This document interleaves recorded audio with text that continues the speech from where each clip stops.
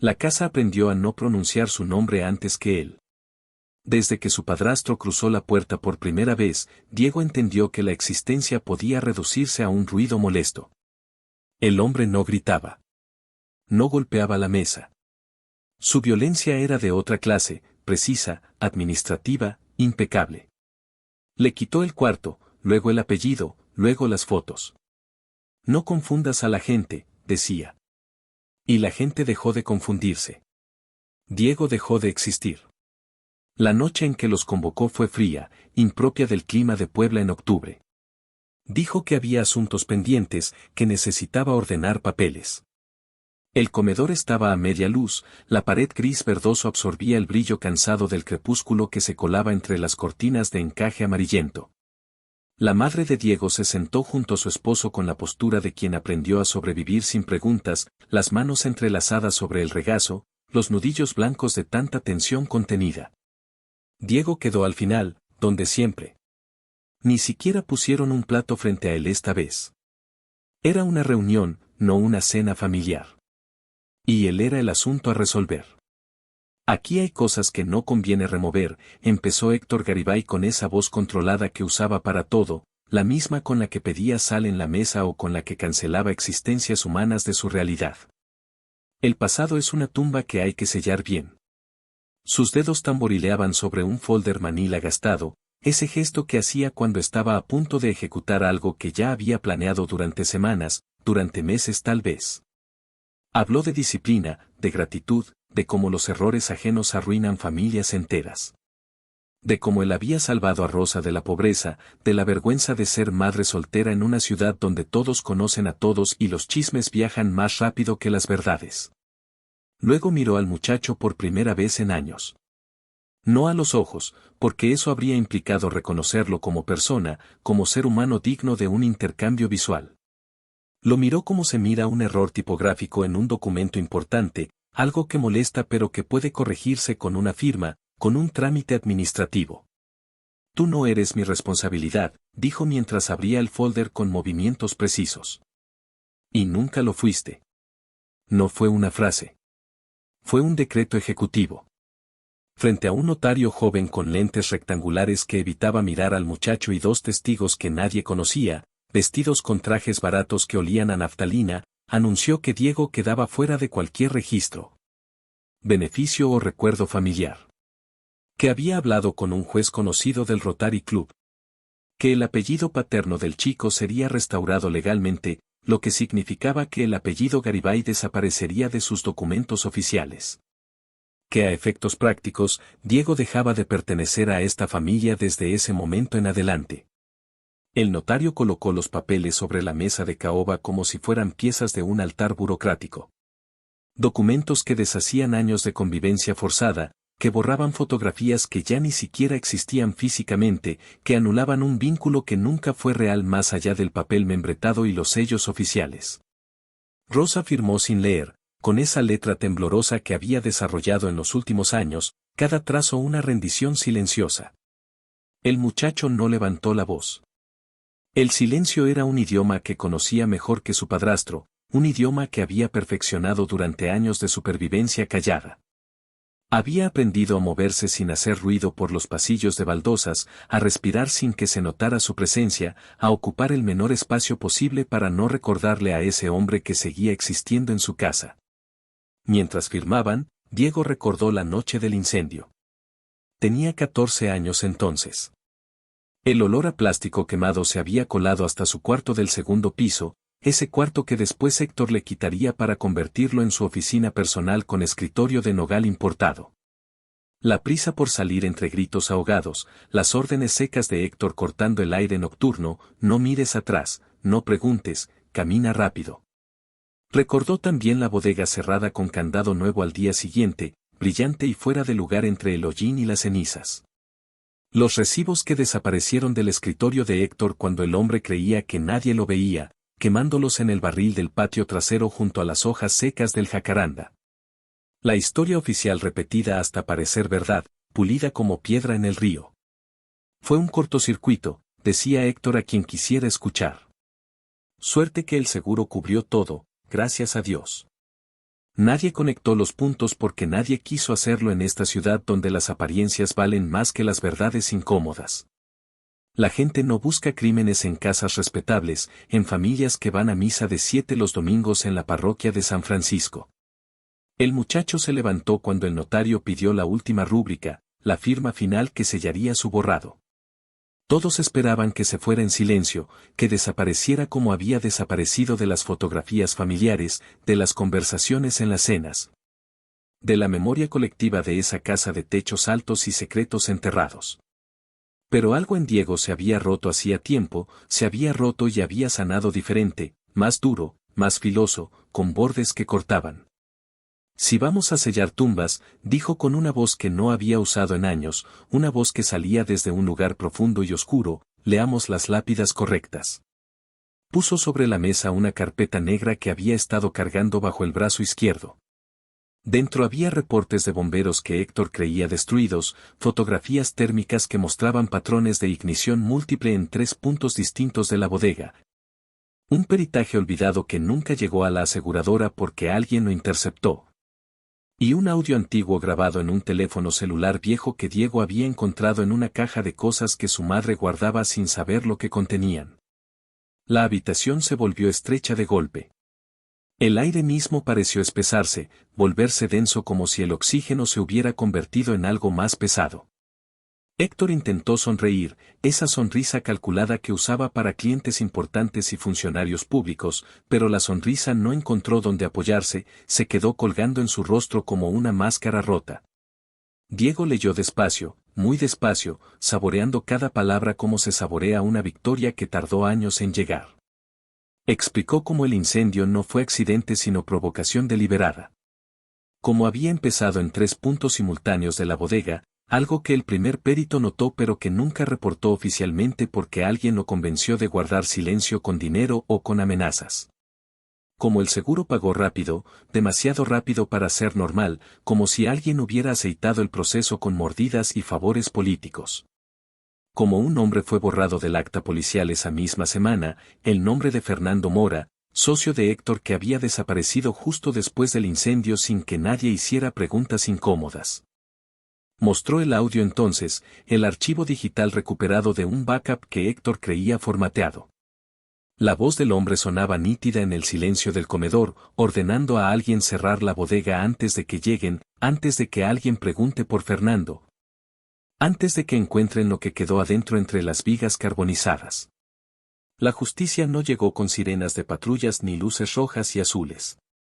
Llegó con fechas impresas en papeles oficiales, con números de expediente, con pruebas que habían estado esperando pacientemente todo este tiempo su momento de salir a la luz. Rosa lloró en silencio, las lágrimas rodando por sus mejillas sin que hiciera ningún esfuerzo por detenerlas o limpiarlas, dejando que marcaran caminos húmedos sobre su piel cansada. Diego no la miró. No podía. Héctor se quedó inmóvil en su silla de respaldo alto, como si el cuerpo hubiera entendido antes que la mente que todo había terminado. Que el imperio de control que había construido durante 8 años se desmoronaba en cuestión de minutos. El notario bajó la pluma fuente y cerró su portafolio de piel con un clic seco que sonó como un disparo en el silencio denso. Nadie firmó nada más esa noche. Los testigos se miraron entre ellos con incomodidad creciente, probablemente preguntándose en qué demonios se habían metido al aceptar este trabajo por 500 pesos. No me devolviste la vida, dijo el muchacho mirando finalmente a Héctor Garibay directo a los ojos grises y fríos. Me devolviste el nombre. Y con él, la libertad de hacer lo correcto. Salió sin prisa de esa casa, caminando con pasos medidos por el pasillo que conocía de memoria, cada baldosa suelta, cada crujido del piso de madera. Afuera, la noche de Puebla era espesa pero respirable, el aire fresco después de la atmósfera viciada del comedor. Las calles coloniales brillaban bajo la luz amarillenta de los faroles antiguos de hierro forjado, el aire olía a gardenias de los jardines vecinos y a lluvia que estaba por caer sobre el asfalto caliente. Por primera vez en 8 largos años, el borrado había fallado. Y el hombre que lo negó entendió demasiado tarde que los crímenes también heredan sombras que no se pueden tachar con trámites legales ni con firmas notariales. Pero para entender cómo llegaron a esa noche de confrontación final, hay que regresar al principio de esta historia. Al día en que todo cambió para siempre. Al día en que un hombre llamado Héctor Garibay entró a la vida de Diego Velázquez y decidió que el niño era un problema que necesitaba solución administrativa. Diego tenía 11 años cuando su padrastro apareció como una sombra que se instala en una casa y ya no se va. Su padre biológico, Tomás Velázquez, había muerto 2 años antes en un accidente de trabajo en una construcción del centro histórico de Puebla. Una caída desde el 4º piso de un edificio colonial que se estaba remodelando para convertirse en hotel boutique. El cuerpo había tardado 3 días en ser identificado porque los papeles se perdieron en el caos de la obra. Rosa quedó sola con un niño de 9 años y deudas que no podía pagar con su trabajo de secretaria en un despacho contable de la Avenida Juárez. Vivían en una casa pequeña en la colonia La Paz, con paredes de ladrillo rojos inacabados y un patio trasero donde Rosa cultivaba cilantro, hierbabuena y epazote en macetas de plástico recicladas de aceite comestible. Héctor Garibay era contador público, dueño de 3 ferreterías prósperas en distintas colonias de la ciudad. Un hombre de 52 años con modales educados de clase media aspiracional y trajes grises que siempre olían a loción Paco Rabanne cara. Llegó al despacho donde trabajaba Rosa buscando ayuda con unos libros contables complicados de una de sus ferreterías, números que no cuadraban y facturas que necesitaban ser organizadas para la declaración anual del SAT. La cortejó durante 6 meses con flores de la florería Violeta, con cenas en restaurantes del Portal Hidalgo donde Rosa nunca había entrado. Con promesas de estabilidad económica y seguridad que sonaban como música celestial para una mujer cansada de contar centavos. Rosa, agotada de hacer malabares con las cuentas cada quincena, de desvelarse calculando cómo pagar la luz de la CFE y llenar el refrigerador al mismo tiempo, aceptó casarse con él después de pensarlo apenas una semana. La boda fue pequeña y rápida, en la iglesia de San Francisco un martes por la tarde, con apenas 20 invitados sentados en las bancas de madera pulida. Diego llevaba un traje azul marino que le quedaba grande, comprado con prisa en el mercado de la Victoria entre puestos de ropa usada, y zapatos negros de agujeta que le apretaban los pies y le dejaban ampollas. Héctor le puso la mano en el hombro del niño durante las fotografías del fotógrafo contratado, sonriendo a la cámara con dientes blancos y parejos, pero cuando nadie miraba hacia ellos. La presión de sus dedos sobre el hombro infantil era una advertencia clara, un mensaje sin palabras. Se mudaron a la casa de Héctor una semana después de la boda civil, una construcción de 2 pisos en la colonia El Carmen, con piso de mosaico antiguo de talavera poblana y muebles de madera oscura de caoba que olían a cera de abeja Johnson aplicada religiosamente cada sábado. Los primeros meses fueron de adaptación forzada a un nuevo mundo. Héctor estableció reglas desde el primer día, reglas estrictas y no negociables. Horarios para todo, despertarse, desayunar, bañarse, dormir. Nada de correr dentro de la casa porque el piso de mosaico era antiguo y valioso. Nada de ruido después de las 8 de la noche porque el señor necesitaba descansar. La televisión RCA solo podía encenderse en presencia de Héctor y solo para ver los programas que él elegía, noticieros en Canal 11 y documentales aburridos de History Channel.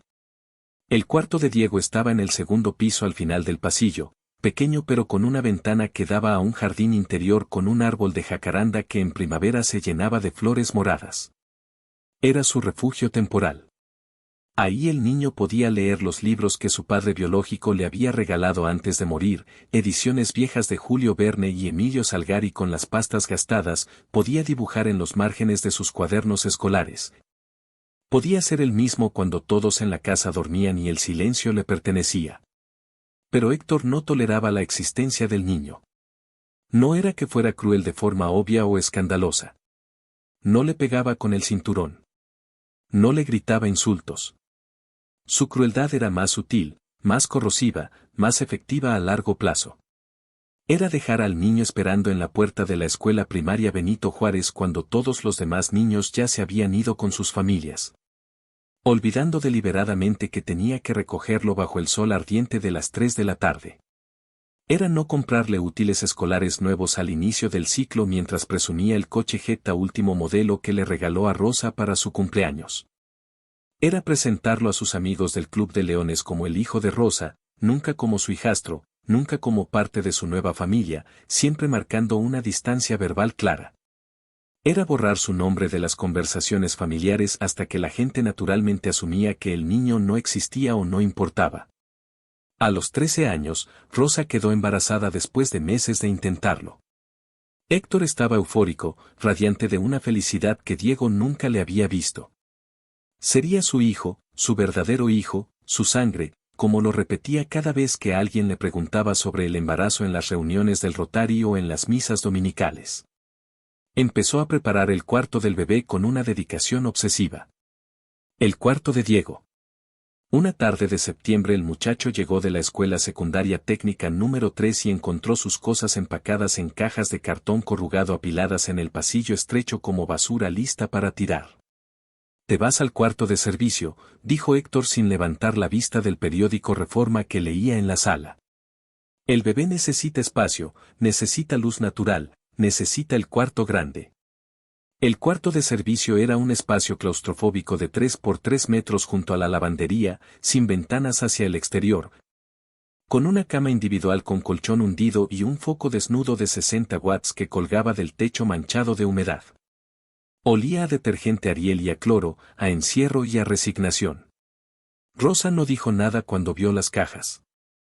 Había aprendido durante esos 2 años de matrimonio a no contradecir a Héctor en nada, absolutamente nada. El hermano de Diego nació en marzo bajo un cielo despejado y azul. Lo llamaron Héctor Jr. como si no hubiera otra opción en el mundo. El hospital privado Betania se llenó de flores caras, de visitas de familiares de Héctor que Diego no conocía, de felicitaciones escritas en tarjetas Hallmark con letras doradas. Héctor padre repartía puros cubanos H. Upmann y presumía a su hijo con un orgullo desbordado que nunca había mostrado por nada ni por nadie. Diego fue al hospital una sola vez, se asomó tímidamente por la ventana de cuneros y vio a ese bebé diminuto envuelto en una cobija azul celeste con su nombre bordado. No sintió celos ni resentimiento. Sintió lástima, una lástima profunda y antigua. Lástima porque ese niño inocente crecería con un padre que Diego ya sabía que era capaz de borrar personas cuando dejaban de ser convenientes y algún día, si no cumplía con las expectativas imposibles, tal vez él también sería borrado de la narrativa familiar. Los años siguientes fueron de invisibilidad progresiva y sistemática. Héctor dejó de dirigirle la palabra al muchacho excepto para dar órdenes cortantes. Recoge esto del piso. Limpia aquello de la mesa. Baja el volumen de la televisión. Vete a tu cuarto. No estorbes. Rosa hacía intentos tímidos y fallidos de incluir a Diego en actividades familiares, en salidas al parque, en cenas de cumpleaños, pero Héctor siempre tenía una razón perfectamente lógica para que el muchacho no fuera. Que no había espacio suficiente en el coche para 4 personas y el carreola del bebé. Que Héctor Jr. necesitaba que ella se quedara en casa amamantando. Que Diego tenía tarea pendiente que hacer para no reprobar matemáticas. Poco a poco, como la marea que retrocede y no vuelve, las fotografías familiares dejaron de incluir al muchacho. Las cenas se volvieron para 3 en la mesa del comedor. Las salidas de fin de semana a Valle de Bravo o a Tequisquiapan dejaban a Diego solo en la casa grande con instrucciones escritas de no hacer ruido, no invitar amigos, no abrir la puerta a nadie. A los 14 años, Diego empezó a trabajar por necesidad más que por iniciativa. Necesitaba dinero propio, una forma de ser independiente del control económico de Héctor. Consiguió empleo en una tlapalería cerca de la escuela, La Estrella del Sur, acomodando inventario pesado de cemento y varilla, atendiendo clientes los sábados desde las 9 de la mañana hasta las 7 de la noche. El dueño, don Artemio Flores, era un señor mayor de 60 y tantos años con bigote blanco de revolucionario y manos callosas de toda una vida de trabajo honesto, que trataba al muchacho con más amabilidad y respeto genuino que su propio padrastro. Le pagaba 200 pesos en efectivo cada sábado sin descuentos raros y siempre le invitaba un refresco jarritos de tamarindo cuando el calor de Puebla se volvía insoportable. Con ese dinero Diego compró sus propios útiles escolares, su propia ropa en el tianguis de los martes, sus propios libros usados de la librería Gandhi del centro. Ahorró cada peso que pudo en una lata oxidada de galletas danesas Butter escondida debajo de su cama en el cuarto de servicio. Fue en octubre de ese año cuando ocurrió el incendio que cambiaría todo aunque nadie lo supiera entonces. Un jueves por la noche, casi las 11, cuando las calles de Puebla ya estaban vacías y silenciosas. Diego estaba en su cuarto del servicio leyendo El Conde de Montecristo con una lámpara pequeña de escritorio cuando olió el humo extraño. No era humo de cocina ni de tortillas quemadas. Era algo químico y penetrante que quemaba los ojos y la garganta, acre como plástico derretido o gasolina prendida.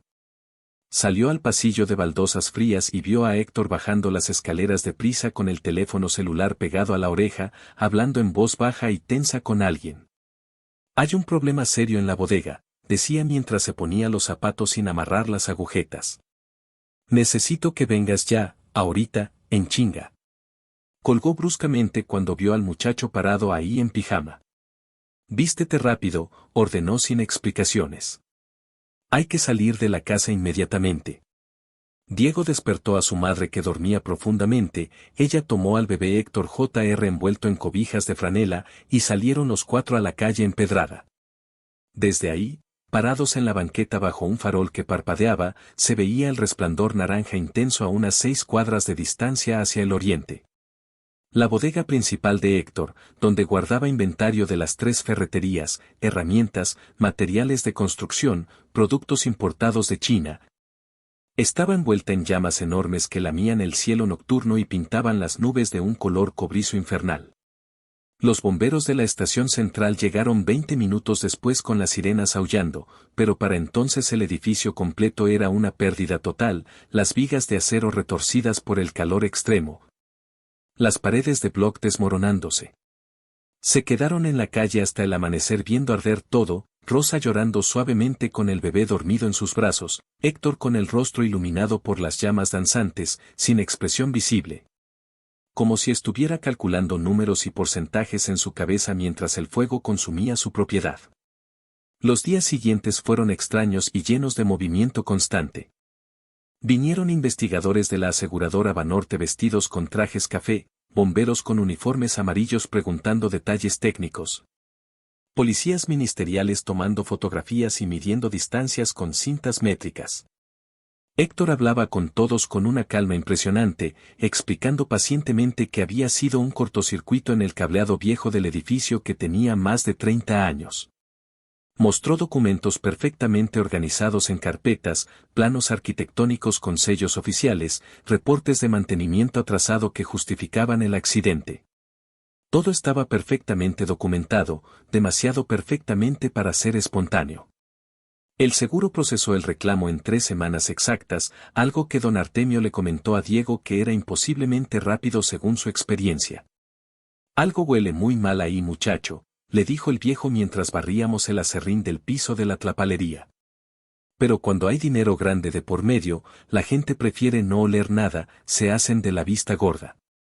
Lo que nadie supo entonces, lo que Diego descubriría años después con paciencia de detective aficionado, es que había alguien más involucrado en el incendio.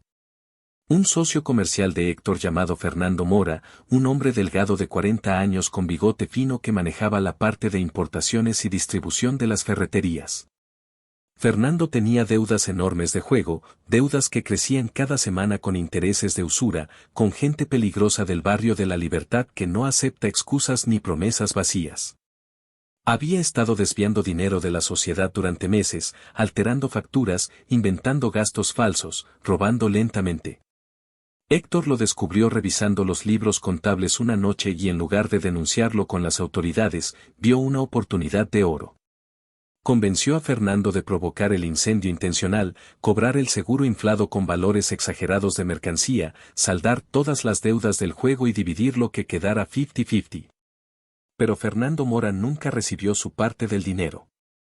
Porque Fernando Mora nunca salió vivo de esa bodega en llamas. Encontraron restos humanos carbonizados 3 días después del incendio, cuando los bomberos finalmente pudieron entrar al edificio enfriado. Pero tan calcinados y destruidos por el fuego extremo que la identificación tardó 2 semanas completas de análisis forenses.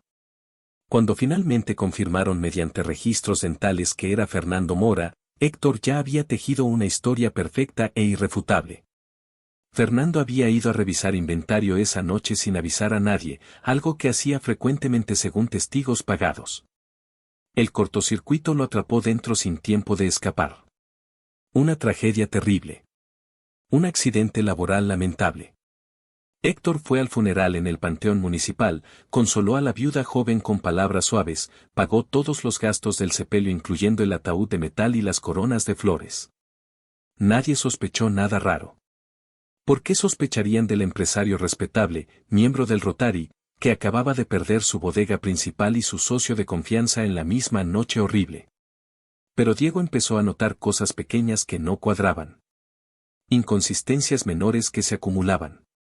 Conversaciones telefónicas de Héctor que terminaban abruptamente cuando el muchacho entraba a una habitación. Documentos que el hombre quemaba en el barril del patio trasero mezclados con hojas secas del jacaranda. Una noche de luna llena, un mes después del incendio, Diego lo vio desde la ventana de su cuarto en el garaje guardando cajas de cartón en un espacio oculto detrás de una pared falsa que se movía. No pudo ver qué contenían esas cajas por la distancia, pero la urgencia de Héctor por esconderlas, la forma en que miraba nervioso hacia todos lados, le quedó grabada en la memoria. Algo no estaba bien en esa casa. Pero Diego era apenas un niño de 14 años sin voz ni voto ni poder. Nadie le habría creído si hubiera dicho algo. Nadie escucha a los invisibles. Los meses siguientes, Héctor se volvió más controlador con el muchacho, más obsesivo en borrar su presencia. Contrató a un abogado privado del despacho Martínez y Asociados para tramitar que el apellido paterno de Diego fuera restaurado oficialmente en sus documentos, eliminando así el apellido Garibay que había adoptado legalmente cuando se casó con Rosa. Cuando le preguntaron en la oficina del registro civil por qué hacía ese cambio, Héctor dijo con voz solemne que era para honrar la memoria del padre biológico del muchacho, Tomás Velázquez, que había muerto trabajando honestamente. Rosa aceptó la explicación sin cuestionar. Diego sabía la verdad. Era para distanciarse legalmente de él, para que cuando la gente investigara el apellido Garibay y la familia Garibay, el nombre de Diego no apareciera conectado. Para que no hubiera rastro documental de su existencia en ese linaje. Héctor quitó todas las fotografías donde Diego aparecía de las paredes de la casa. Las que estaban en la sala junto al sofá de piel, en el comedor sobre la mesa antigua, en el pasillo principal que llevaba a las recámaras. Las guardó en una caja de cartón que metió al garaje entre las herramientas viejas y las latas de pintura seca. Cuando los parientes lejanos preguntaban por el hijo mayor de Rosa en las reuniones familiares de Navidad, Héctor decía con naturalidad que el muchacho prefería no salir en fotos, que era muy tímido, muy retraído. Cosas de adolescentes raros. Poco a poco, con la paciencia de quien desmonta un edificio ladrillo por ladrillo, la narrativa familiar cambió. En las reuniones de la familia Garibay, en las posadas, en las bodas de primos, Héctor presentaba a Rosa y a Héctor Jr. como su familia completa. Diego era una presencia fantasma que a veces aparecía sirviendo refrescos pero que nadie realmente veía ni recordaba después. A los 15 años, Diego empezó a investigar por su cuenta el incendio que no le dejaba dormir. Usaba las computadoras del viejas de la Biblioteca Pública Palafoxiana para buscar información en Internet sobre el caso. Encontró el reporte inicial de los bomberos escaneado en un PDF, el que mencionaba específicamente patrones de ignición sospechosos en 3 puntos distintos no consistentes con fallo eléctrico simple. Encontró artículos amarillentos del periódico El Sol de Puebla sobre la muerte trágica de Fernando Mora, comerciante respetado. Encontró que la viuda había intentado demandar a Héctor Garibay por negligencia y condiciones inseguras de trabajo, pero la demanda fue desestimada por el juez por falta de pruebas contundentes. Imprimió todo lo que pudo pagar con sus monedas, guardó los papeles en una carpeta azul que escondía en su casillero oxidado de la escuela secundaria junto a sus libros de álgebra. Don Artemio se dio cuenta de la inquietud del muchacho, de las ojeras que cargaba. «Muchacho», le dijo un sábado de calor mientras tomaban café de olla humeante en la trastienda entre sacos de cemento, «si estás buscando la verdad sobre algo, asegúrate de estar listo para encontrarla. La verdad no siempre te libera como dice el dicho bonito. A veces solo te muestra qué tan profundo está el pozo donde caíste. Ten cuidado». El viejo tenía razón como siempre. Pero Diego ya había decidido que no podía vivir en la ignorancia cómoda. No cuando la mentira de Héctor había construido una vida de lujo sobre las cenizas literales de un hombre muerto que tal vez no merecía morir. A los 16 años, la relación de Diego con su madre se había vuelto casi inexistente. Rosa había elegido su nueva vida, su nueva familia, la comodidad económica sobre la lealtad maternal. El muchacho era un recordatorio constante de su vida anterior, del tiempo de pobreza y lucha en la colonia La Paz, del marido muerto que no pudo darle la seguridad que Héctor sí daba. Héctor se aseguró metódicamente de que entre madre e hijo creciera un muro invisible pero sólido como concreto. No podían hablar a solas sin que él estuviera presente escuchando. No podían tener momentos privados sin que Héctor encontrara una razón perfecta para interrumpir. Rosa empezó a tratar a Diego como trataba a su esposo, con deferencia temerosa, con miedo mal disimulado, con esa sumisión aprendida de quien sabe que cualquier chispa de rebeldía puede convertirse en incendio doméstico. Diego terminó la preparatoria Emiliano Zapata con honores académicos, no porque Héctor lo apoyara sino precisamente porque no lo hacía. Estudiar era su escape, su forma de probar al mundo y a sí mismo que existía fuera de esa casa sofocante. Conseguir buenas calificaciones era su venganza silenciosa. Consiguió una beca completa del gobierno para estudiar ingeniería civil en la Benemérita Universidad Autónoma de Puebla. Héctor ni siquiera fue a su graduación de preparatoria en el auditorio de la escuela. Rosa fue, se sentó hasta atrás entre desconocidos, lloró un poco cuando su hijo recibió su certificado con mención honorífica. Y se fue antes de que terminara la ceremonia porque Héctor Jr. tenía fiebre y necesitaba que lo cuidara. Don Artemio sí estuvo ahí en primera fila. Le regaló al muchacho un reloj Citizen de pulso de su difunto padre con una inscripción grabada en la parte trasera que decía: el tiempo revela lo que el silencio oculta. Diego se mudó a una pensión barata cerca del campus universitario de Ciudad Universitaria. Era un cuarto diminuto en la planta alta de la casa de una señora mayor viuda que rentaba a estudiantes pobres, con baño compartido que olía a caño y una cocineta colectiva con estufa de 2 quemadores donde los inquilinos cocinaban frijoles y arroz. Pero ese cuarto miserable era suyo, completamente suyo. Por primera vez en años, el muchacho durmió sin sentir que estaba ocupando un espacio que no le correspondía, sin escuchar los pasos de Héctor en el pasillo revisando que todo estuviera en orden. Trabajaba medio tiempo en una copistería cerca de rectoría sacando copias y engargolando tesis, y los fines de semana seguía ayudando a don Artemio en la tlapalería 8 horas completas.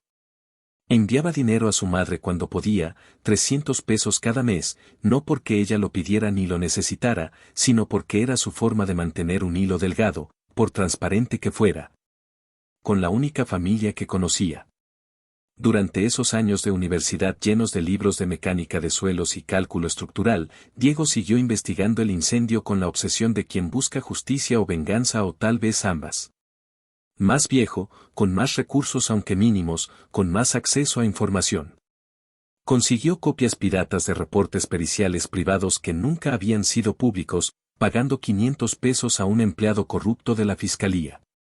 Encontró al bombero que había estado en el incendio esa noche, ya retirado y viviendo en Cholula. Un hombre amargado que le contó al muchacho sobre las irregularidades obvias que había visto pero que sus superiores le ordenaron no reportar oficialmente. Hay gente muy poderosa en esta ciudad, mijo, le dijo el exbombero tomando cerveza Victoria en un puesto de tacos de carnitas en La Pastora. Gente que puede hacer que los papeles digan lo que ellos quieran que digan. Pero los muertos no mienten nunca. Y ese hombre, ese tal Fernando, murió amarrado a una silla. Eso no lo pones en ningún reporte pero yo lo vi. Esa última frase heló la sangre de Diego incluso bajo el sol de mediodía. Amarrado. Fernando Mora no solo había muerto atrapado en el incendio accidentalmente. Había sido amarrado físicamente a una silla para que no pudiera escapar cuando las llamas lo alcanzaran. Eso convertía el caso de fraude de seguro en homicidio premeditado con alevosía. Pero Diego necesitaba pruebas más sólidas que el testimonio de un bombero retirado alcohólico. Necesitaba algo que conectara directamente a Héctor Garibay con el crimen de forma irrefutable. Y esa prueba llegaría de la forma más inesperada 3 años después. Rosa llamó a su hijo una tarde fría de diciembre durante el tercer año de la carrera de Diego. Su voz sonaba rara por teléfono, distante y temblorosa como si hubiera estado llorando. Necesito que vengas a la casa, dijo sin explicaciones. Héctor está de viaje de negocios en Monterrey. Hay algo que necesito mostrarte, algo importante que encontré. Diego fue esa misma noche tomando 2 camiones urbanos, con el pecho apretado de ansiedad que no entendía. La casa se veía igual desde afuera pero más vieja, como si el tiempo finalmente la hubiera alcanzado de golpe, la pintura descascarada, el jardín descuidado. Rosa había envejecido también de forma dramática. Tenía 42 años pero aparentaba 55, el cabello con muchas canas, la piel marchita, los ojos hundidos. Ella lo llevó en silencio al garaje frío, al rincón oscuro donde años atrás Diego había visto a Héctor esconder cajas misteriosas. Encontré esto cuando estaba buscando las decoraciones navideñas la semana pasada, dijo Rosa señalando con mano temblorosa una caja de plástico transparente Rupert May. No sé qué es exactamente. Pero tiene tu nombre escrito con marcador en la tapa. Ábrela tú. Diego abrió la caja con manos que le temblaban incontrolablemente. Dentro había objetos de su infancia que creía perdidos para siempre. Fotografías de cuando tenía 6 años en Disneyland con su padre biológico, dibujos que había hecho en primaria de dinosaurios y cohetes, cartas que Tomás le había escrito antes de morir.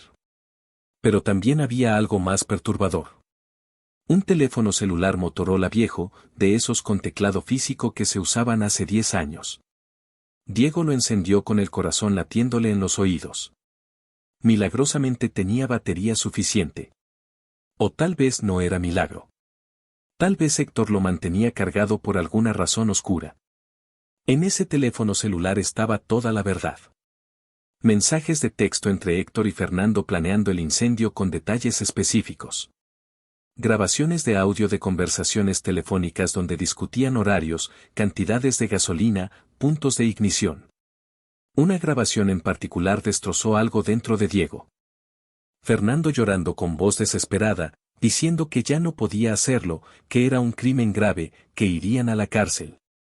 Y la voz fría y calculadora de Héctor respondiendo sin emoción, ya estás muy adentro Fernando, ya no hay salida. O lo haces como planeamos o te hundo yo mismo, te denuncio con tus acreedores y con la policía. La última grabación era del mismo día del incendio, horas antes. Fernando pidiendo ayuda con pánico en la voz, diciendo que algo había salido muy mal, que la puerta trasera estaba trabada desde afuera con cadena, que no podía salir. Y Héctor respondiéndole con frialdad inhumana que esperara ahí tranquilo, que él iba en camino a ayudarlo. Pero Héctor nunca fue. Dejó que Fernando Mora se quemara vivo amarrado mientras él establecía su coartada perfecta. Mamá, le dijo Diego con voz quebrada que no reconocía como suya, con lágrimas quemando sus ojos. ¿Sabías algo? ¿Sabías algo de esto que hizo? Rosa negó con la cabeza violentamente, las lágrimas corriendo libremente por sus mejillas arrugadas. No quise ver nada, susurró con voz rota. Tuve tanto miedo de ver la verdad. Viví todos estos años con miedo constante de que si abría los ojos realmente, si dejaba de fingir, todo el castillo de naipes se derrumbaría y volveríamos a la pobreza. Y ahora que finalmente veo todo claro, ya no sé cómo seguir viviendo con esto. Diego le tomó las manos frías, esas manos que habían trabajado tanto cuando él era niño, que lo habían cuidado antes de que el miedo las paralizara. Hacemos lo correcto mamá, le dijo con firmeza que no sabía que tenía. Por primera vez en muchos años, hacemos lo moralmente correcto sin importar las consecuencias. Pero hacer lo correcto no era nada simple en un sistema corrupto. El teléfono celular por sí solo no bastaba legalmente. La cadena de custodia estaba completamente rota. Los abogados caros de Héctor podrían argumentar fácilmente que había sido plantado, manipulado, fabricado digitalmente. Diego necesitaba más evidencia corroborativa.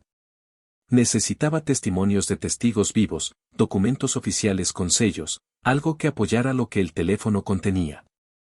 Pasó los siguientes 2 años de su vida construyendo meticulosamente el caso criminal. Habló con el perito original que había sido silenciado con dinero, ya jubilado y con cáncer terminal, dispuesto finalmente a decir la verdad antes de morir. Consiguió que la viuda joven de Fernando Mora le diera acceso a todos los documentos financieros de su esposo que mostraban las transferencias irregulares y las deudas de juego. Encontró al juez que había acelerado sospechosamente el reclamo del seguro, ya retirado del Poder Judicial y viviendo en Cuernavaca con conciencia culpable. Dispuesto a firmar una declaración jurada admitiendo que recibió 50,000 pesos en efectivo de Héctor Garibay. Rosa vivió esos 2 años largos en un limbo psicológico de terror y esperanza entremezclados. Seguía legalmente casada con Héctor, compartiendo su casa colonial, su cama de matrimonio, su mesa del comedor, criando a su hijo menor que ya iba en cuarto de primaria. Pero ahora sabía la verdad completa sobre el hombre con quien dormía cada noche. Y esa verdad la estaba matando lentamente desde adentro. Bajó dramáticamente de peso, de 60 kilos a 48. Dormía mal, con pesadillas recurrentes de fuego y gritos. Héctor notó el cambio físico pero lo atribuyó con desdén a la edad avanzada, a la menopausia precoz, a nervios de mujer como decía con desprecio machista. No sospechaba absolutamente nada. No sospechaba que su control total y perfecto sobre sus vidas estaba a punto de derrumbarse como edificio sin cimientos. Cuando finalmente Diego tuvo absolutamente todo compilado, fue con un abogado. No cualquier abogado mediocre. Buscó investigando durante semanas al mejor penalista de todo Puebla, una mujer brillante llamada Lucía Montoya Sánchez que se había hecho famosa en los medios defendiendo casos imposibles de feminicidios y narcotráfico. Le mostró todo el material en su oficina elegante del centro. El teléfono con las grabaciones, las fotografías térmicas, los documentos financieros, los testimonios firmados. Lucía escuchó durante 3 horas sin interrumpir ni una sola vez, tomando notas en una libreta escribe con letra impecable. Al final de la presentación, se reclinó en su silla ejecutiva de piel y miró al muchacho con una mezcla de impresión profesional y tristeza humana. Esto es suficiente para abrir una investigación penal formal, dijo midiendo cada palabra. Pero tienes que estar preparado mentalmente para lo que viene. Cuando confrontes a un hombre poderoso como Héctor Garibay, un hombre con recursos y conexiones políticas, él va a intentar destruir absolutamente todo lo que toques. Va a usar su dinero, sus contactos, su poder acumulado. Y va a ir directamente tras tu madre para romperla. ¿Estás listo para eso? Diego no estaba listo. ¿Cómo podría estarlo alguien de 23 años? Pero lo haría de todas formas sin dudarlo. Porque algunos silencios cómplices son más destructivos a largo plazo que cualquier confrontación violenta. Porque Fernando Mora merecía justicia póstuma después de 8 años olvidado. Porque Diego mismo merecía existir públicamente sin el peso aplastante de un borrado sistemático. Y porque su madre Rosa, aunque fuera tardíamente y con culpa enorme, merecía la oportunidad de ser libre del monstruo que había invitado a su cama. Lucía Montoya diseñó un plan legal cuidadoso. Primero, presentarían todas las pruebas directamente a Héctor Garibay en un contexto controlado jurídicamente, con testigos profesionales y un notario público presente. Le darían la oportunidad de confesar voluntariamente, de cooperar entregando toda la información sobre posibles cómplices y el dinero del fraude de seguro. Si cooperaba, Lucía buscaría negociar un trato reducido con la Fiscalía General. Si Héctor se negaba rotundamente, irían directo a juicio criminal público con absolutamente todo lo que tenían. Era arriesgado sin duda. Un hombre poderoso con nada que perder es extremadamente peligroso. Pero un hombre convencido arrogantemente de que es intocable por su posición social comete errores fatales. Y Héctor llevaba 8 años completos convencido ciegamente de su impunidad total. Eligieron el momento perfecto con precisión quirúrgica. Héctor había anunciado públicamente que quería hacer cambios importantes en su testamento ante notario. Había mencionado específicamente en una cena familiar que Diego debía ser formalmente excluido de cualquier beneficio patrimonial, una formalidad legal que eliminara cualquier ambigüedad futura cuando él muriera. Perfecto. Lucía coordinó discretamente con el notario público, un profesional de confianza de su despacho que entendió inmediatamente la gravedad de la situación. Los testigos serían 2 investigadores privados experimentados que habían ayudado a Diego a compilar toda la evidencia durante meses. La reunión sería en la casa colonial de Héctor Garibay, en su propio territorio, donde se sentiría completamente seguro y confiado de su control. La noche antes de la confrontación final, Diego no pudo dormir ni un minuto. Repasó mentalmente cada documento en su carpeta negra, cada grabación de audio, cada detalle minúsculo del caso que había construido con paciencia de orfebre durante años. Don Artemio lo llamó a su celular cerca de medianoche. «Muchacho», dijo el viejo con voz cariñosa, «mañana va a ser el día más duro de tu vida. Pero recuerda siempre esto, la verdad no necesita gritar para ser escuchada por la gente. Solo necesita ser dicha con claridad». Colgó y Diego miró por la ventana mugrienta de su pensión. Las calles empedradas de Puebla brillaban bajo la lluvia ligera que había comenzado a caer sobre el asfalto. Pensó en su padre biológico Tomás muerto en la construcción, en Fernando Mora quemado vivo, en todos los hombres buenos que Héctor había usado o destruido deliberadamente para construir su imperio falso de mentiras bien pulidas. Mañana, prometió en silencio, todos ellos serían finalmente recordados con dignidad. Diego llegó a la casa familiar de El Carmen exactamente a las 7 de la tarde como Héctor había ordenado por mensaje. Rosa abrió la puerta de madera tallada con los ojos hinchados de tanto llorar en secreto. Héctor Jr., ahora de 8 años, jugaba inocentemente en la sala con carritos Hot Wheels sin entender nada de lo que estaba por ocurrir. El notario público y los 2 testigos investigadores llegaron 10 minutos después en un coche Sentra gris. Héctor los recibió a todos con esa sonrisa controlada y falsa, ese aire de superioridad natural que usaba como armadura social. Pensaba arrogantemente que esa noche sería la consagración final del borrado legal de Diego. No sabía que sería el principio del colapso total de su vida construida sobre crímenes. Y así llegaron finalmente al momento exacto donde empezó esta historia completa. El comedor familiar a media luz de crepúsculo. Las palabras calculadas de Héctor sobre sellar tumbas del pasado. Su decreto frío de que Diego no era ni nunca fue su responsabilidad. Los papeles legales sobre la mesa de caoba esperando firmas que nunca llegarían esa noche. Y la carpeta negra de Diego, esa carpeta que contenía 8 años completos de verdad sistemáticamente enterrada, esperando pacientemente su momento histórico de salir a plena luz. Cuando el muchacho terminó de leer todo el contenido devastador de la carpeta, el silencio en el comedor era tan absoluto que se podía escuchar cada sonido mínimo. La lluvia golpeando las ventanas coloniales, el tic-tac del reloj antiguo de pared en la sala, el respirar agitado y entrecortado de Rosa. Héctor no se movió durante largos segundos eternos. Su rostro pasó por varias emociones visibles, incredulidad inicial, miedo creciente, rabia contenida, cálculo desesperado. Finalmente habló con una voz que ya no tenía esa seguridad característica. «Esto no prueba absolutamente nada», dijo intentando sonar firme. «Son grabaciones muy viejas. Pueden estar editadas digitalmente por cualquier programa». Lucía Montoya, que había estado esperando estratégicamente afuera en su coche BMW, entró en ese momento preciso al comedor. «Señor Garibay», dijo con voz profesional colocando más documentos oficiales sobre la mesa. «Estas grabaciones han sido verificadas y autenticadas por 3 expertos independientes en audio forense. Además, tenemos declaraciones juradas certificadas de testigos clave, incluyendo al perito original del incendio, al juez que aceleró irregularmente su reclamo de seguro. Y registros bancarios completos que muestran transferencias altamente sospechosas. Esto es más que suficiente para que la Fiscalía General del Estado abra una investigación formal por fraude agravado de seguros y homicidio calificado con premeditación. Puede cooperar voluntariamente ahora mismo o enfrentar el peso completo de la ley sin ninguna consideración». Héctor intentó levantarse de su silla pero sus piernas simplemente no respondieron a las órdenes de su cerebro. Se aferró desesperadamente a la mesa como si fuera lo único sólido que lo mantenía anclado en este mundo que se derrumbaba. Rosa sollozaba abiertamente ahora sin ningún control, con las manos cubriendo completamente su rostro envejecido.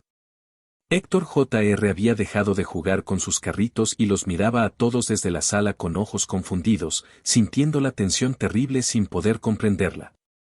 El notario cerró su portafolio de piel con un clic seco y definitivo. Señor Garibay, dijo con voz profesional pero firme, en vista de estas revelaciones criminales, no puedo legalmente proceder con el testamento que me solicitó. De hecho, tengo la obligación legal de reportar esta situación inmediatamente a las autoridades ministeriales competentes. Diego miró directamente a Héctor Garibay a los ojos grises y fríos por primera vez sin ningún miedo. Durante 8 años completos me borraste sistemáticamente, le dijo con voz clara que resonó en el comedor. Me quitaste mi cuarto, mi apellido, mi lugar en las fotos familiares. Pensaste que podías borrar personas como se borran números equivocados en una hoja de contabilidad. Pero hay cosas que no se pueden borrar, Héctor, por más que lo intentes. Los muertos no desaparecen simplemente porque los ignores o los olvides. Y la verdad no se evapora porque la entierres profundamente. Fernando Mora existió y sufrió. Yo existo y resistí. Y hoy, los dos finalmente recuperamos nuestro lugar legítimo en la historia que tú intentaste criminalmente reescribir. Lucía hizo una señal discreta con la mano y 2 agentes de la Policía Ministerial del Estado que habían estado esperando afuera en un coche oficial sin placas entraron al comedor con pasos firmes. Traían una orden judicial de cateo firmada por un juez y una citación oficial para Héctor. No lo arrestarían formalmente esa noche todavía, el proceso legal requería más pasos, pero la maquinaria implacable de la justicia estaba oficialmente en movimiento. Héctor los miró como si fueran apariciones irreales, como si no pudiera creer que su vida cuidadosamente construida durante décadas se estuviera desmoronando en cuestión de minutos frente a testigos. Esto es un error terrible, murmuraba una y otra vez como mantra. Un terrible error de procedimiento. No era ningún error. Era justicia tardía pero inevitable.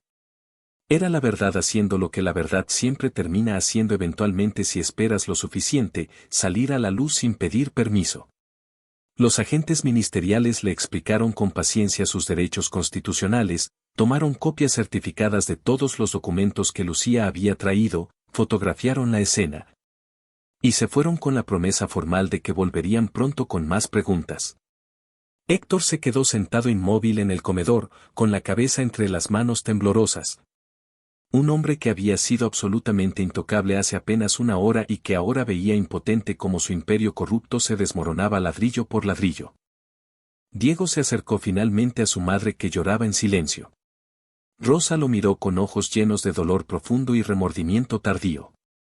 Perdóname por favor, susurró con voz quebrada. Debí protegerte siempre. Debí ver la verdad. Debí hacer algo hace años. Fui una cobarde. El muchacho la abrazó fuerte, porque a pesar de todo lo ocurrido, de todos los años de abandono emocional, seguía siendo su madre biológica. Y porque entendió con claridad que ella también había sido víctima, atrapada en una red invisible de control psicológico y miedo económico que Héctor había tejido con paciencia de araña venenosa durante años.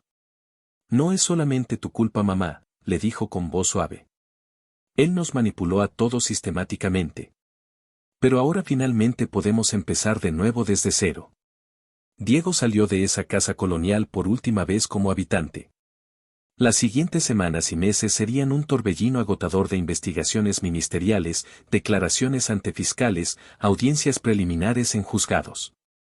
Héctor contrató inmediatamente a los mejores abogados penalistas que su dinero acumulado pudo comprar, un equipo completo del despacho más caro de la ciudad, pero la evidencia compilada era abrumadoramente sólida. Los medios de comunicación locales se enteraron rápidamente de la historia escandalosa. Empresario respetable acusado de homicidio y fraude millonario. El escándalo sacudió los cimientos de la sociedad poblana.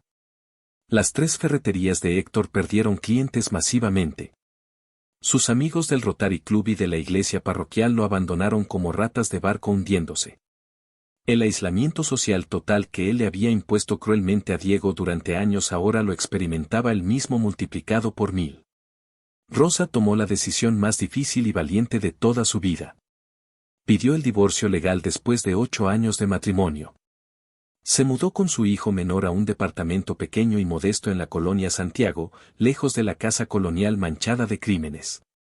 Consiguió trabajo nuevamente como secretaria en una notaría, después de años sin trabajar formalmente.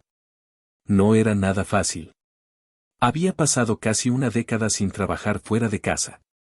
Pero era finalmente libre. Y esa libertad, aunque viniera acompañada de pobreza renovada y miradas de lástima, valía infinitamente más que todas las comodidades materiales que Héctor le había dado a cambio de su silencio cómplice. Héctor Jr., confundido y profundamente lastimado emocionalmente por todo lo que estaba pasando alrededor, empezó terapia psicológica con una especialista en trauma infantil. Era un niño completamente inocente en toda esta tragedia, y no merecía cargar con los pecados enormes de su padre biológico. El juicio criminal completo tardó 14 meses agotadores desde la acusación formal hasta el veredicto final. Lucía Montoya construyó un caso impecable pieza por pieza. Las grabaciones del teléfono fueron admitidas oficialmente como evidencia válida por el juez. Los testimonios de los expertos forenses fueron devastadores para la defensa. La viuda de Fernando Mora testificó con una dignidad conmovedora que rompió corazones en toda la sala del tribunal. Al final del proceso, el jurado popular deliberó apenas 6 horas antes de regresar a la sala con un veredicto unánime. Culpable de homicidio calificado en segundo grado. Culpable de fraude agravado de seguros. Culpable de obstrucción grave de justicia. Héctor Garibay fue sentenciado a 25 años de prisión en el penal de máxima seguridad sin posibilidad de libertad anticipada. Diego lo vio ese día final en la sala atestada del tribunal. Héctor ya no era el hombre impecable y controlador que dominaba cada detalle. Era un hombre completamente quebrado, encorvado prematuramente, con el traje arrugado y la mirada perdida en el vacío. Cuando el juez leyó la sentencia con voz solemne, Héctor no reaccionó visiblemente. Simplemente bajó la cabeza derrotado. Los agentes penitenciarios se lo llevaron esposado de manos y pies. Pasó caminando junto a Diego en el pasillo y por un segundo breve sus miradas se encontraron directamente. No había disculpa en los ojos del hombre. Tampoco remordimiento genuino. Solo vacío existencial. Había perdido absolutamente todo, su libertad, su reputación construida, su familia, su dinero, y en ese vacío total finalmente entendió visceralmente lo que significaba ser borrado del mundo. La viuda de Fernando recibió una compensación económica justa del dinero recuperado del fraude de seguro después de años luchando. No era suficiente para devolverle a su esposo muerto, obviamente nada lo era, pero era un reconocimiento oficial de la injusticia terrible que había sufrido en silencio. Estableció una fundación sin fines de lucro en nombre de Fernando Mora para ayudar legalmente a familias de víctimas de crímenes sin resolver en Puebla. Le pidió a Diego que formara parte del consejo directivo. El muchacho aceptó con honor. Era su forma concreta de honrar al hombre cuya muerte injusta había destapado toda esta historia criminal. La relación de Diego con Rosa sanó muy lentamente durante los años siguientes. No fue nada fácil reconstruir lo destruido. Había demasiados años de distancia emocional, de silencios cómplices, de momentos perdidos que nunca recuperarían. Pero empezaron de nuevo poco a poco, con paciencia. Cenas sencillas los domingos en el departamento modesto de Rosa, donde ella hacía mole poblano como lo hacía cuando Diego era niño pequeño. Conversaciones largas y dolorosas sobre lo que pudo ser diferente, sobre las señales rojas que ella ignoró deliberadamente, sobre el miedo paralizante que la controló. Y también sobre el futuro posible, sobre cómo asegurarse de que Héctor Jr. creciera sabiendo la verdad completa pero sin cargar innecesariamente con el peso de los errores criminales de su padre. Diego se graduó de Ingeniería Civil con honores al año siguiente del juicio mediático. Don Artemio estuvo ahí en primera fila del auditorio de la UAP, aplaudiendo más fuerte que nadie con sus manos callosas. Rosa también estuvo presente, con Héctor Jr. a su lado vestido con camisa blanca. Fue la primera vez que ella asistió a algo importante de Diego sin la sombra controladora de Héctor Garibay dictando si podía o no estar ahí. Lloró durante toda la ceremonia de graduación, lágrimas mezcladas de tristeza por todo lo perdido pero también de esperanza genuina por lo que venía adelante. Diego consiguió trabajo en una firma importante de ingeniería estructural, diseñando edificios y puentes que resistirían terremotos y el paso del tiempo. Era profundamente irónico. Pasó toda su infancia y adolescencia en una casa que se sentía emocionalmente a punto de colapsar en cualquier momento. Y ahora construía estructuras físicas que permanecerían en pie firmemente sin importar que las golpeara. Rentó un departamento decente en la colonia La Paz, no muy lejos de donde había vivido con su madre antes de que Héctor Garibay entrara como tormenta a sus vidas. Era un círculo que se cerraba finalmente. Visitó a Héctor una única vez en el penal de máxima seguridad, 2 años después de su sentencia. No sabe exactamente por qué fue. Curiosidad morbosa tal vez. O tal vez necesitaba ese cierre psicológico final. Se sentaron en la sala de visitas frías separados por una mesa metálica atornillada al piso. Héctor había envejecido dramáticamente en solo 2 años. El cabello completamente blanco, la piel cetrina de no ver sol, los ojos sin ese brillo de control omnipotente que siempre tuvieron. No hablaron mucho realmente. Diego le preguntó directo si se arrepentía de algo. Héctor pensó un largo tiempo antes de responder con honestidad brutal. Me arrepiento de que me atraparon, dijo finalmente sin emoción. No de lo que hice para llegar donde llegué. Algunos hombres nacimos para construir imperios. Yo solo tuve muy mala suerte. Diego se levantó para irse sin despedirse. Antes de salir por la puerta de metal, se volteó una última vez hacia el hombre. ¿Sabes cuál fue tu verdadero error, Héctor?, le dijo con calma. No fue matar a Fernando brutalmente. No fue defraudar al seguro por millones. Fue pensar que podías borrar personas de la realidad sin consecuencias duraderas. Cada persona que borras deja una sombra invisible. Y eventualmente, todas esas sombras acumuladas se juntan y te consumen desde adentro. Salió del penal y no volvió nunca más. No había nada más que decir ni que escuchar. Héctor J.R. creció con los años. Es un buen muchacho, sensible y artístico, con un corazón noble. Dibuja y pinta con un talento natural que sorprende a todos. Rosa dice orgullosa que lo heredó de Diego, que Diego solía dibujar constantemente cuando era niño. El muchacho no recuerda mucho de eso, esos recuerdos tempranos fueron enterrados bajo años de supervivencia y borrado. Pero le gusta pensar que tal vez sí, que tal vez algo genuinamente bueno pasó de él a su hermano menor a pesar de toda la tragedia. Diego cuida a Héctor J.R. cuando Rosa trabaja turnos dobles. Le enseña matemáticas y física. Juegan ajedrez en las tardes. Y nunca, absolutamente nunca le habla mal de su padre biológico, aunque sería tremendamente fácil hacerlo. El niño descubrirá toda la verdad a su propio tiempo, con la edad y madurez suficiente para procesarla sanamente. Don Artemio murió pacíficamente hace 3 años, de un infarto fulminante mientras dormía en su casa. En su funeral sencillo en Cholula, Diego descubrió con sorpresa que el viejo había dejado la tlapalería completa a su nombre en el testamento. Había cambiado sus últimas voluntades 2 meses antes de morir. El abogado testamentario encontró una carta sellada. Muchacho, decía con la caligrafía temblorosa de Artemio, has sido más hijo verdadero para mí que muchos hijos de sangre son para sus padres biológicos. Esta tienda fue toda mi vida durante 50 años. Ahora es tuya completamente. Úsala para construir algo bueno en este mundo. Diego lloró leyendo esa carta más de lo que había llorado en muchos años. No por tristeza sino por gratitud profunda de haber conocido a un hombre que lo vio cuando todos sistemáticamente lo borraban. Diego todavía tiene la tlapalería funcionando. La amplió con un préstamo bancario pequeño, modernizó el inventario completo, contrató a 3 empleados de tiempo completo. Pero mantuvo religiosamente el nombre original pintado en la fachada, Tlapalería La Estrella del Sur, Artemio Flores, fundada en 1970.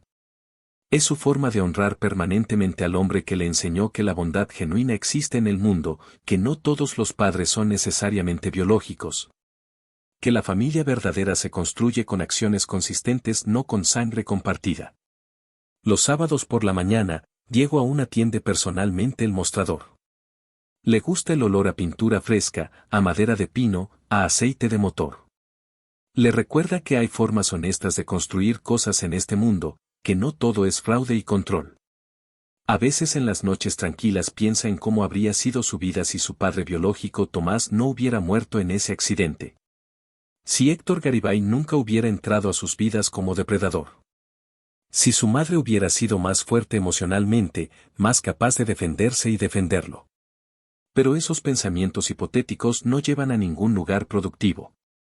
La vida no se vive en los condicionales pasados. Se vive en el presente absoluto, en las decisiones diarias que tomas con las cartas que te tocaron. Y Diego decidió conscientemente que su borrado sería temporal, que recuperaría su nombre y su existencia, que reclamaría su derecho fundamental a ocupar espacio en este mundo sin disculparse. El nombre. Ese fue siempre el verdadero centro de toda esta historia. Héctor intentó metódicamente borrar el nombre de Diego de documentos oficiales, de fotografías familiares, de conversaciones cotidianas. Pero un nombre es infinitamente más que una firma en un papel legal. Es identidad profunda. Es historia personal. Es la prueba irrefutable de que exististe, de que importaste para alguien, de que tu vida dejó marca permanente en el mundo. Cuando Diego recuperó su nombre, no recuperó solo un apellido en un documento. Recuperó su derecho inalienable a ser visto, a ser escuchado, a ser recordado con dignidad. Fernando Mora también recuperó su nombre póstumamente. Ya no es solo el socio desafortunado que murió en un accidente laboral. Es oficialmente la víctima de un homicidio resuelto. Su nombre está grabado en placas conmemorativas, en la fundación que lleva su apellido, en los registros judiciales oficiales que cuentan la verdad completa de lo que realmente pasó. Y aunque eso obviamente no lo devuelve a la vida ni consuela del todo a su familia, le da un final más digno que ser una estadística fría olvidada en un archivo cerrado para siempre. La casa colonial donde Diego vivió con Héctor fue vendida eventualmente. Nadie de ninguna familia quiso quedarse ahí después del juicio. Los nuevos dueños la remodelaron completamente, quitaron todas las paredes grises, pintaron todo de colores claros y alegres, llenaron el jardín descuidado de flores de bugambilia y jacaranda. A veces Diego pasa caminando por ahí cuando va a visitar a su madre. Ya no se parece para nada al lugar donde fue sistemáticamente borrado. Es solo una casa más. Y eso le da una paz inesperada. Los lugares físicos no son inherentemente malos. Las personas que habitan en ellos con sus acciones hacen que se sientan como prisiones asfixiantes o como hogares acogedores. Diego conoció a alguien especial hace 2 años. Se llama Patricia Ramírez, es maestra de primaria en una escuela pública de la colonia, con ojos cafés expresivos que brillan intensamente cuando habla apasionadamente de sus estudiantes. Le contó toda su historia completa en su tercera cita, esperando honestamente que saliera corriendo. En lugar de eso, Patricia le tomó la mano con firmeza y dijo algo que nunca olvidará: todos tenemos cicatrices profundas. Las tuyas solo están más visibles que las de otros. Eso no te hace menos valioso. Te hace increíblemente valiente. Se casaron el mes pasado en una ceremonia pequeña pero hermosa en el jardín de la casa de la familia de Patricia en Cholula. Rosa estuvo ahí llorando de felicidad genuina. Héctor Jr. fue el padrino de anillos. Don Artemio no pudo estar físicamente, pero su recuerdo y su espíritu sí estuvieron presentes. Están esperando un hijo que nacerá en 6 meses. Un niño, dice el ultrasonido. Aún no deciden el nombre definitivo, pero Diego sabe que será uno que honre a las personas buenas que le dieron existencia y dignidad cuando otros intentaban borrarlo. Tal vez Artemio. Tal vez Fernando. O tal vez algo completamente nuevo, un nombre que represente un nuevo comienzo limpio, una nueva historia sin las sombras pesadas del pasado criminal. Lo que Diego sabe con certeza es que ese niño crecerá sabiendo que su padre fue borrado sistemáticamente pero se negó a desaparecer. Y que esa negativa a desaparecer es el acto más revolucionario que alguien puede hacer cuando el mundo intenta activamente hacerte invisible. La justicia tardó 8 años completos en llegar desde el día del incendio criminal. 8 años de mentiras pulidas, de control absoluto, de borrado sistemático y cruel. Pero llegó eventualmente. No de la forma heroica que Diego imaginaba cuando era adolescente, no con venganza satisfactoria ni con júbilo. Llegó simplemente con la revelación tranquila de la verdad completa. Y la verdad, descubrió, no necesita adornos dramáticos ni efectos especiales. Solo necesita ser dicha claramente, ser documentada meticulosamente, ser puesta frente a las personas que tienen el poder institucional de hacer algo al respecto. Héctor Garibay está en prisión de máxima seguridad y ahí seguirá encerrado por muchos años más. Diego no piensa en él frecuentemente. Cuando lo hace ocasionalmente, no siente odio intenso. Siente lástima genuina. Lástima por un hombre tan obsesivamente consumido por el control que perdió completamente su humanidad básica. Tan devorado por la necesidad de tener una vida perfecta y respetable que estuvo dispuesto a matar brutalmente para mantener esa fachada impecable. Tan ciego a las consecuencias que pensó que podía borrar personas sin que esas personas eventualmente borraran su legado cuidadosamente construido. Rosa se ha vuelto una activista comunitaria en su propia forma modesta. Da pláticas gratuitas en refugios para mujeres maltratadas sobre señales de abuso de control psicológico, sobre cómo el abuso no siempre viene con golpes físicos, a veces viene con silencios calculados, con borrados sutiles, con aislamiento gradual e invisible. Las mujeres la escuchan con atención porque ella habla desde la experiencia dolorosa, desde el error reconocido, desde la vergüenza de haber elegido la comodidad económica sobre la seguridad emocional de su hijo.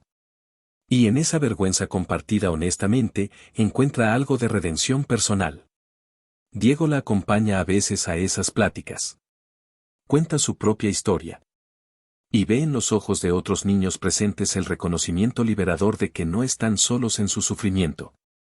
La carpeta negra que Diego llevó esa noche crucial a la confrontación está ahora archivada en la oficina legal de Lucía Montoya, como parte del expediente oficial del caso criminal.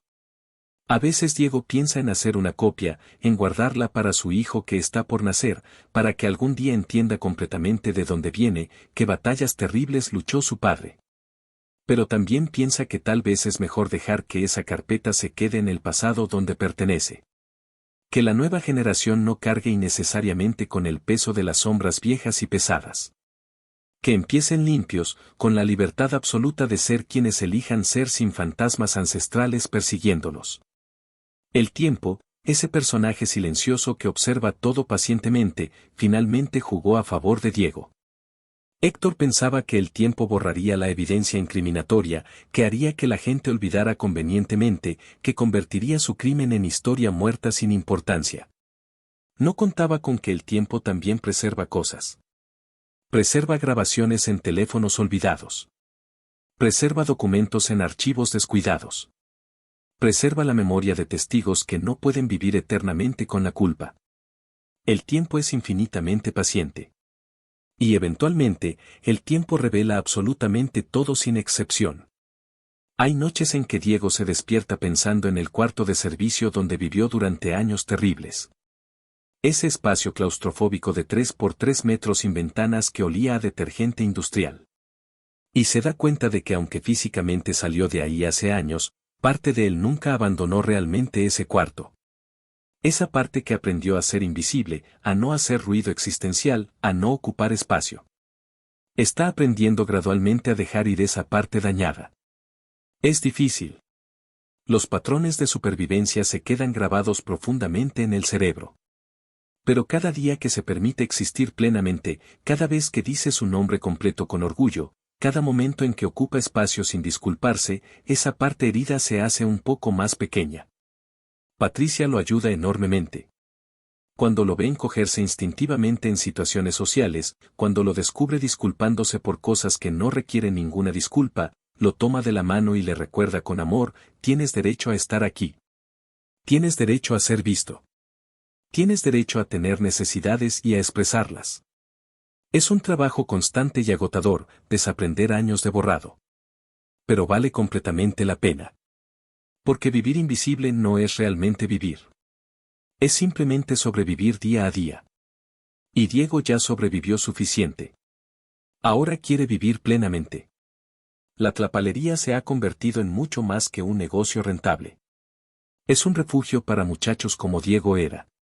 Chicos que necesitan trabajo urgentemente, que vienen de casas difíciles, que cargan con historias que nadie quiere escuchar. Les da empleo justo. Les paga salarios dignos.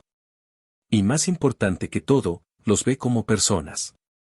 Les pregunta cómo están. Recuerda sus nombres siempre. Les dice cuando hacen buen trabajo. Son cosas pequeñas, pero para alguien acostumbrado a ser invisible, ser visto genuinamente lo es todo. Uno de estos muchachos, Daniel, tiene 17 años y viene de una familia que lo rechazó. Vive con su tía porque su padre lo echó violentamente cuando salió del closet. El primer día que vino tímidamente a pedir trabajo, Diego lo vio claramente en sus ojos. Ese miedo de ocupar espacio, esa expectativa de rechazo. Le dio el trabajo sin pensarlo 2 veces. 6 meses después, Daniel le confesó llorando que era el primer lugar donde sentía que podía ser él mismo sin esconderse. No tienes que agradecerme, le dijo Diego con sinceridad. Solo pásalo adelante. Cuando tengas la oportunidad, mira a alguien que todos sistemáticamente ignoran. Y hazlo sentir que existe. Esa es la forma de Diego de convertir el dolor en propósito constructivo. No puede cambiar lo que le pasó durante años. No puede recuperar mágicamente el tiempo que perdió siendo invisible. Pero puede asegurarse firmemente de que otros no pasen por lo mismo. Puede crear espacios seguros donde ser visto no sea un privilegio sino un derecho básico. Donde los nombres no se borren sino que se celebren. Donde cada persona sepa que su existencia importa, que su historia vale la pena ser contada, que su dolor no los define pero su resistencia sí. El crimen de Héctor fue objetivamente terrible. Mató a un hombre inocente. Defraudó al sistema legal. Destruyó familias completas. Pero su crimen contra Diego fue diferente en naturaleza. Intentó matarlo socialmente sin quitarle la vida física. Intentó borrarlo sin eliminarlo. Y en algunos sentidos profundos, ese tipo de violencia psicológica es más insidiosa porque es invisible a los ojos. No deja moretones que la gente pueda ver y contar. Deja heridas en el alma que nadie nota hasta que es demasiado tarde. Pero Diego sobrevivió. Y no solo sobrevivió miserablemente, floreció. Construyó una vida que Héctor no pudo destruir completamente. Tiene una familia que lo ama por quien realmente es, no por quien debería ser según otros. Tiene un trabajo que le da propósito genuino. Tiene un legado que honra a las personas buenas que lo ayudaron en el camino oscuro. Y tiene su nombre. Ese nombre que Héctor intentó borrar de la realidad. Ese nombre que ahora está en documentos legales, en la escritura notariada de la tlapalería, en su acta de matrimonio, y pronto en el acta de nacimiento de su hijo. Ese nombre es prueba irrefutable de que existe. De que siempre existió. De que ningún borrado puede ser verdaderamente permanente cuando te niegas a desaparecer. Y cuando su hijo pregunte de dónde viene ese nombre, Diego le contará la historia completa y verdadera. No para cargarlo con dolor sino para enseñarle que la resistencia es posible, que la verdad eventualmente gana, que la justicia aunque tarde llega para quienes se niegan a rendirse. La historia de cómo su padre fue borrado y se negó a permanecer invisible. La historia de cómo un crimen escondido finalmente salió a la luz después de años. La historia de cómo recuperó su nombre no como un regalo sino como un derecho reclamado con valentía. Y la historia de cómo ese nombre, su nombre, se convirtió en un símbolo poderoso de resistencia contra todos los que intentan hacer desaparecer a los que consideran inconvenientes o molestos. Esta noche, mientras Diego piensa en todo esto sentado en su estudio, puede escuchar la lluvia suave golpeando las ventanas. Es el mismo sonido de aquella noche hace años cuando salió de la casa de Héctor por última vez como habitante. Pero ahora no camina en oscuridad sino hacia luz clara. No huye sino que avanza. No se esconde sino que se presenta completo, con su nombre, con su historia, con su verdad. Y en esa verdad encuentra finalmente paz. No la paz del que nunca sufrió nada. La paz del que sufrió terriblemente y decidió que el sufrimiento no tendría la última palabra. La paz del que fue borrado y se redibujó a sí mismo con líneas más fuertes. La paz del que perdió su nombre y lo recuperó con un significado infinitamente más profundo. La paz de saber que cuando intentan borrarte y te niegas a desaparecer, cada día que existes es una victoria. Si esta historia te conmovió profundamente, si encontraste en ella un reflejo de tus propias batallas por ser visto, por recuperar tu nombre, por reclamar tu existencia, te invitamos a que te suscribas a Historias para Distraerte. Cada día compartimos nuevas narrativas que exploran la complejidad de la experiencia humana, que dan voz a los que fueron silenciados, que iluminan las sombras donde se esconden las verdades incómodas. Porque cada persona merece ser vista. Cada nombre merece ser pronunciado. Y cada historia merece ser contada. Nos vemos mañana con una nueva historia que te recordará que la resistencia es posible y la verdad siempre encuentra su camino.